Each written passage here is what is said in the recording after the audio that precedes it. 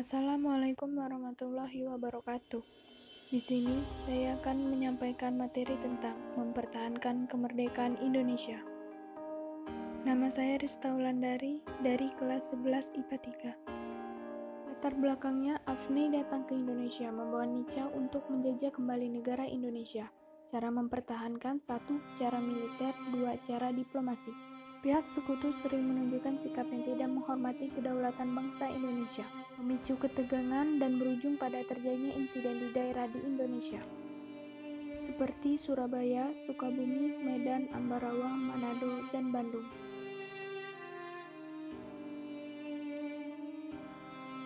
Satu, pertempuran Medan Area.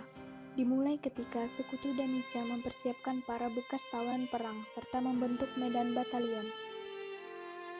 Kenil dengan tugas utama mengambil alih kekuasaan di Medan.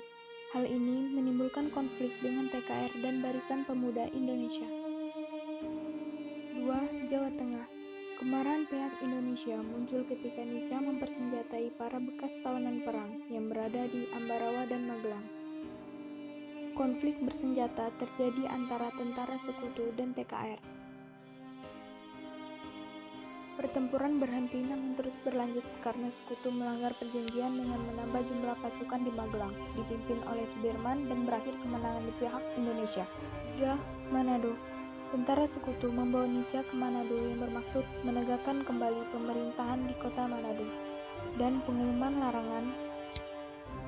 larangan pengibaran bendera merah putih di seluruh Minahasa. Hal ini memicu konflik bersenjata di Manado. 4. Bandung. Dikenal dengan Bandung Lautan Api karena pada 23 Maret 1946 para pejuang Indonesia membumi hanguskan kota Bandung, bagian selatan, untuk mencegah Sekutu, dan Nica menggunakan fasilitas sebagai markas Sekutu. 5. Puputan Margarana. Dipicu oleh hasil perjanjian Linggarjati yang menyatakan bahwa Bali tidak termasuk Indonesia, kemudian memicu perlawanan rakyat Bali. Perjuangan bangsa Indonesia mempertahankan kemerdekaan dilakukan melalui diplomasi.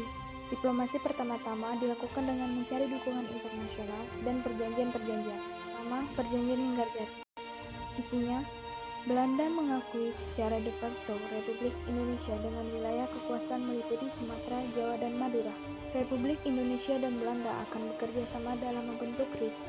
RIS dan Belanda akan membentuk Uni Indonesia Belanda yang diketuai oleh Ratu Belanda. 21 Juli 1947, perjanjian itu tidak lagi berlaku dan Belanda melakukan agresi militer 1. Tindakan Belanda memicu kecaman dari negara-negara.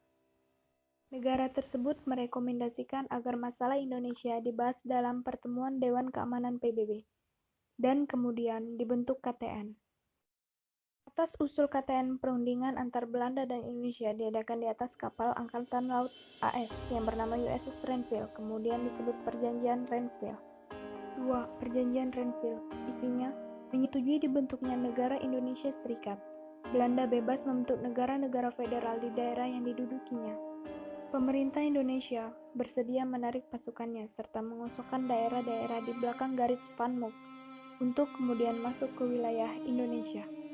Perjanjian ini dilanggar oleh Belanda dengan melancarkan serangan agresi militer 2. PBB kembali menggelar sidang dan memutuskan mengganti KTN dengan UNCL.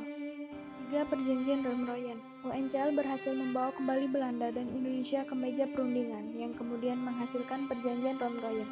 Salah satu isinya yaitu agar diselenggarakan KMB yang kemudian diselenggarakan di Den Haag, Belanda pada tanggal 23 Agustus 1949.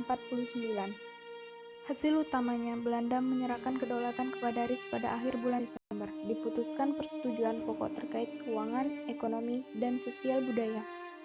Memuat ketentuan mengenai APRIS, penyelesaian mengenai Irian Barat, Indonesia dan Belanda membentuk Uni Indonesia Belanda. Indonesia membayar hutang sejak tahun 1942.